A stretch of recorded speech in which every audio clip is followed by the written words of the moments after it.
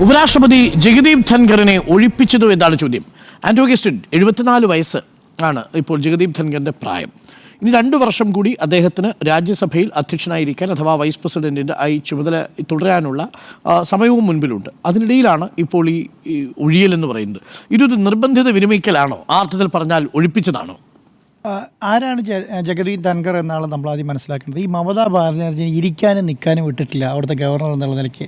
എങ്ങനെയാണ് ഈ ഉപരാഷ്ട്രപതി പദം ഇവർക്ക് കിട്ടിയത് എന്നുള്ളതാണല്ലോ. അദ്ദേഹത്തിന് ആ പദവിയിലേക്ക് വരാനുള്ള കാരണം എന്ന് പറയുന്നത് മമതാ ബാനർജീനെ തലങ്ങും വിലങ്ങും ഓടിക്കുകയും സമാധാനം കൊടുക്കാതിരുന്നപ്പോൾ BJP വിചാരിച്ചു ഇതുപോലെ ഒരു ആളെയാണ് സ്പീക്കറായിട്ട് വേണ്ടത്, രാജ്യസഭയിലേക്ക് സ്പീക്കറായിട്ട് വേണ്ട ആൾ എന്ന് പറയുന്നത് ഇദ്ദേഹം ആകുമ്പോൾ പ്രതിപക്ഷത്ത് ഇരിക്കാനും നിൽക്കാനും സമ്മതിക്കില്ല എന്നാണ് വിചാരിച്ചത്.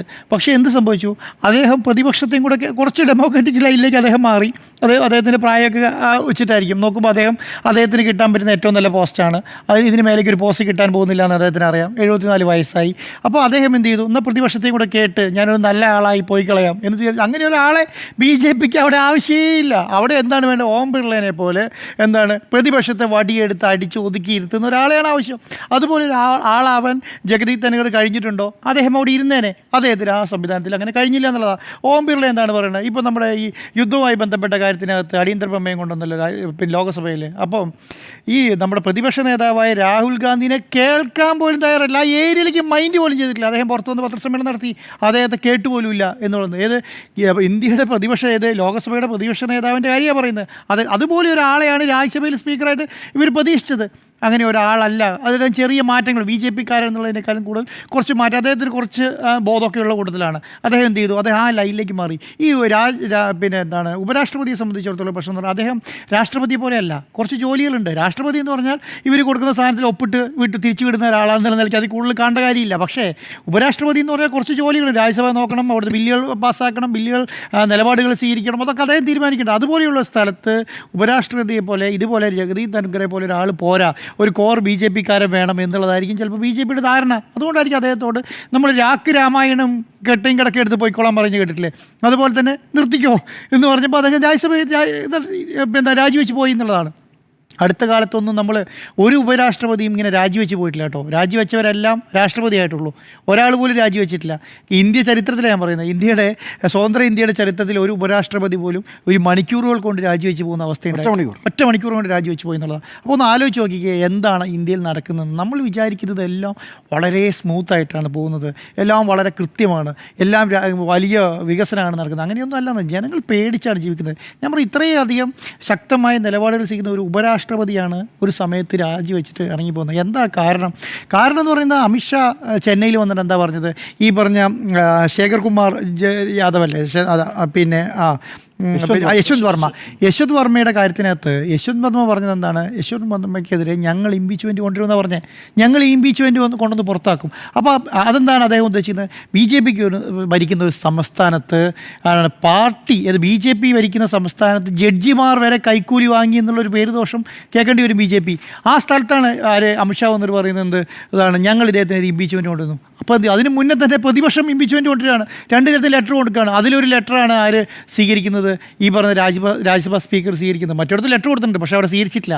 ഇവിടെ സ്വീകരിച്ചു. ഫയൽ സ്വീകരിച്ചതോട് അഡ്മിറ്റ് ചെയ്യുന്നത് തുല്യമാണ്. ഇതിന് മറുപടി പറയണം. അതിന് സമയം കൊടുക്കാൻ പാടില്ല. അത് ഞങ്ങൾ ചെയ്യേണ്ട പണിയാണ്. ഞങ്ങൾ തന്നെയാണ് വളർത്താനും ശിക്ഷിക്കാനും ഒക്കെ അധികാരമുള്ള ആൾക്കാർ എന്നുള്ള നിലയ്ക്ക് BJP തന്നെ പറയുകയാണ് ഞങ്ങൾ ഇദ്ദേഹത്തിന് ഇംപീച്ച് കൊണ്ടു ഞങ്ങൾ പുറത്താക്കി. അത് വലിയ ക്രെഡിറ്റാണ് BJP സംബന്ധിച്ചിടത്തോളം. ഈ ഇന്ത്യയിൽ ഒരു ജഡ്ജിമാർക്കും അല്ലെങ്കിൽ അങ്ങനെ സ്ഥാപനങ്ങളിൽ ഇരിക്കുന്നവർക്ക് ആർക്കും കൈക്കൂലി മേടിക്കാൻ കഴിയില്ല എന്നുള്ളൊരു വലിയ മെസ്സേജ് ഇന്ത്യക്ക് കൊടുക്കാനുള്ളതാണ്. ആ മെസ്സേജിനെയാണ് തകർത്ത് കളഞ്ഞത്? ഈ പറഞ്ഞ ജഗദീപ് ധൻഖർ തകർത്ത് കളഞ്ഞത്. പ്രതിപക്ഷത്തിൻ്റെ കൂടെ നിന്നാണ് പറയുന്നത്. ആ ശൈലിയിലേക്കാണ് ചിന്ത പോകുന്നത്. അപ്പോൾ ഒരു മണിക്കൂർ കൊണ്ട് ഇദ്ദേഹം ഇത്ര പെട്ടെന്ന് രാജിവെക്കുമ്പോൾ നമ്മൾ മണിക്കൂർ കണ്ട് രാജിവെച്ചാൽ അവിടുന്ന് ഇറങ്ങി പോന്നു കഴിഞ്ഞു. ലോകത്തെവിടെയും നമ്മൾ കേട്ടിട്ടുണ്ടോ അങ്ങനെ പോരുന്നത്? അദ്ദേഹത്തിന് വലിയ സ്വീകരണം കൊടുക്കും, അദ്ദേഹത്തിന് പറയാനുള്ളത് കേൾക്കും, അദ്ദേഹം ഇത്രയും നാളും കൈകാര്യം ചെയ്ത് രാജ്യസഭയ്ക്ക് മറുപടി പറയും, അതിന് മറുപടി പ്രസംഗങ്ങളുണ്ടാവും.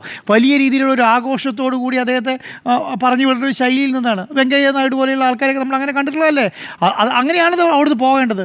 അപ്പം നമ്മൾ എങ്ങനെയാണ് വിചാരിക്കുന്നത്? നമ്മളെ സംബന്ധിച്ചിടത്തോളം ഇന്ത്യയുടെ ചരിത്രത്തിൽ ഇതൊക്കെ നടക്കുമെന്നുള്ളതാണ്. ഇത് ഒക്കെ എങ്ങനെയാണ് നടക്കുന്നത്. നേരത്തെ ജിമ്മി സാറ് പറഞ്ഞ പോലെ രാഷ്ട്രപതിയെ എങ്ങനെയാണ് കൈകാര്യം ചെയ്യുന്നത് കാണുന്നില്ലേ? അപ്പം ഇതൊക്കെയാണ് ഇന്ത്യയിൽ നടക്കുന്നത്. അപ്പം നമ്മളെ സംബന്ധിച്ചിടത്തോളം എന്താണ്, ഇതിനേക്കാൾ വലുത് കാണേണ്ടി വരും. രാഷ്ട്രീയം എന്ന് പറയുന്നത് ചില ആൾക്കാരുടെ കയ്യിൽ ചട്ടുകമായി മാറിയിട്ടുണ്ട്.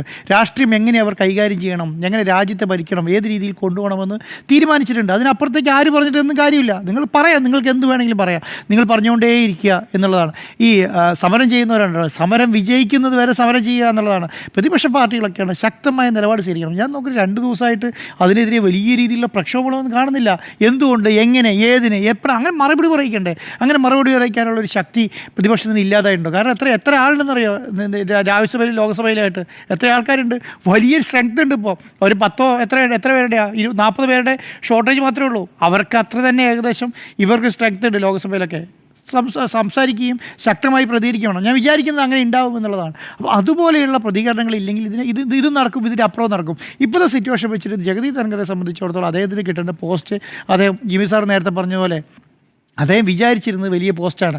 ഇതുപോലെയാണ് കയ്യിലെ കോടാലിയായി മാറി എന്നുള്ളതാണ്. ആർക്ക് വേണ്ടി വെട്ടാനിറങ്ങിയോ ആ കോടാലി തിരിച്ച് നെഞ്ചത്ത് കൊണ്ടപ്പോൾ സഹിച്ചിറങ്ങേണ്ടി വരുന്നു എന്നുള്ളതാണ്. ഇതുപോലെ തന്നെയാണ് കേരളത്തിലെ മറ്റുള്ള സ്റ്റേറ്റുകളിലെ ഗവർണർമാർ പ്രവർത്തിച്ചുകൊണ്ടിരിക്കുന്നത്. ഇവരെല്ലാം ഞാൻ പറഞ്ഞല്ലോ, ഇപ്പോൾ ഉപരാഷ്ട്രപതി ചർച്ചയിലേക്ക് വരുമ്പോഴേ നമ്മുടെ മുൻ ഗവർണറുടെ പേര് ഉയർന്നു കേൾക്കുകയാണ്. കേൾക്കാനുള്ള കാരണം എന്താ അറിയോ?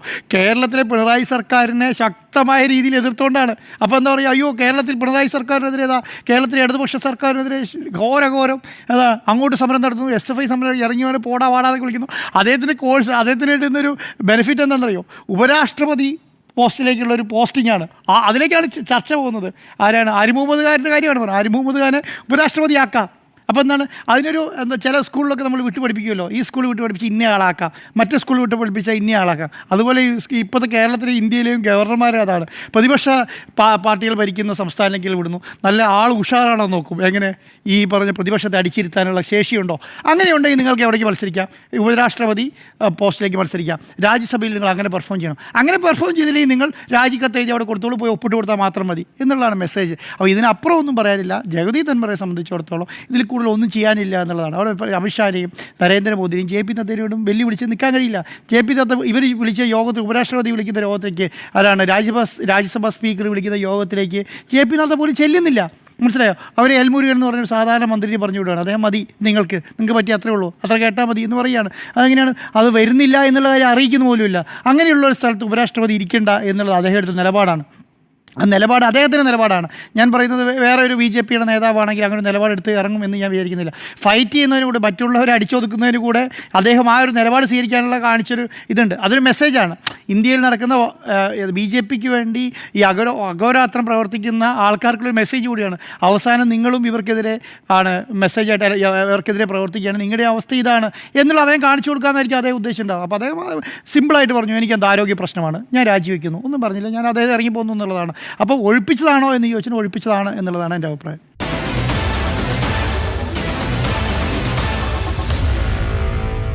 Meet the editors.